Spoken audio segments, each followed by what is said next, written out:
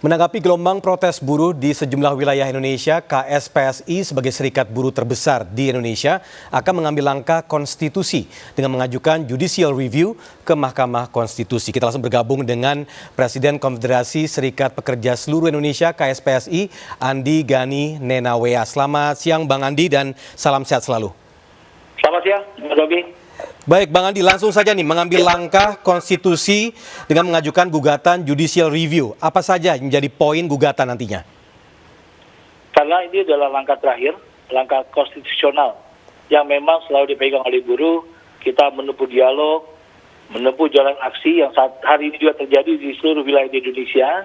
Dan saya berharap, saya berpesan kepada seluruh buruh Indonesia yang terus aksi hari ini dengan sangat luar biasa untuk menjaga kondisivitas, jangan terprovokasi, dan tetap menjaga kondisivitas wilayah masing-masing. Ya, Bang Andi, ini mengenai poin-poin judicial review, apakah bisa disampaikan apa saja menjadi poin gugatan ke MK nantinya? Yang pertama, kami akan melakukan konferensi pers di awal minggu depan.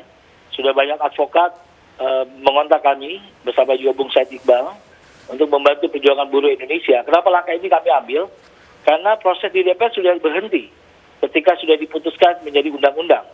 Tentu langkah konstitusi kami ambil, kami menyiapkan GR, dan juga banyak materi-materi yang kita sedang persiapkan, Mas Tommy, yang tidak bisa saya sampaikan di sini, tapi ada beberapa hal penting mengenai pesangon, mengenai upah minimum kabupaten, yang dalam undang-undang ini sangat absurd dan tidak jelas. UMK bersyarat tidak dijelaskan seperti apa, mengenai tenaga kerja asing, mengenai outsourcing, dan banyak hak-hak buruh didegradasi. Ya kami yakin kalau Mahkamah Konstitusi dapat berjalan dengan baik, hakim dapat melihat dengan jernih, kami yakin gerakan buruh akan menang di Mahkamah Konstitusi. Bang Andi, poin-poin yang Bang Andi sebutkan tadi sebagian telah disampaikan dan juga ditegaskan oleh pemerintah bahwa tidak benar dan juga sudah dihapus dalam salinan final yang ditandatangani di parlemen. Nah, bagaimana komentar Bang Andi sendiri mengenai hal ini? Karena itu, ini kan kita menempuh, saya cerita dari awal. Pada bulan April, saya bertemu Presiden Jokowi bersama Bung Said Iqbal, dan Presiden mendengar aspirasi buruh dan akhirnya ditunda pembahasan Omnibus Law. Setelah itu pemerintah membentuk tim teknis Kemenaker. Kami pun masuk dalam tim teknis tersebut. Tetapi karena tidak ada ruang dialog yang cukup buat kami menarik diri dari tim teknis tersebut. Setelah itu kami bertemu dengan tim rumus dari DPR RI. Jadi proses aksi besar ini melalui perjalanan panjang, Mas Tommy. Tidak langsung buruh aksi menolak, tapi panjang sekali. Kami sudah menyiapkan materi-materi pembanding di setiap pasal, dan akhirnya banyak fraksi yang menarik diri di saat akhir. Karena yang kami tahu, ada 5 fraksi yang mendukung penarikan klaster ketenagakerjaan Omnibus Law. Tapi kenyataannya pada saat 2-3 hari terakhir, banyak fraksi yang tadi yang mendukung penarikan klaster ketenagakerjaan ternyata mendukung Undang-Undang Cipta Kerja disahkan. 6 fraksi mendukung penuh, PAN mendukung dengan catatan, 2 fraksi menolak yaitu Demokrat dan PKS. Langkah politik ini tentu langsung kami ambil, yaitu kami harus melakukan judicial review. Itu yang harus kita all out nanti di Mahkamah Konstitusi. Baik, kok ini kan secara momentum dan juga prosesnya yang akan juga menjadi bagian gugatan dari KSPSI. Namun dari poin-poin yang disebutkan oleh Bang Andi tadi, baik termasuk pesangon, kemudian juga soal hak cuti misalnya, dan lain-lain. Nah, poin-poin ini telah dibantah oleh pemerintah melalui salinan terbaru yang telah ditandatangani. Nah, komentar Bang Andi bagaimana mengenai hal ini? Ya, tentu pesangon tadinya 32 kali dan itu menjadi kewajiban pengusaha. Di salinan terbaru kami melihat ada sekitar 25 kali ditanggung oleh pemerintah. Tapi tidak dijelaskan di situ dananya dari mana, penambahan yang dilakukan oleh pemerintah. Lalu mengenai UMK tetap ada, tapi bersyarat.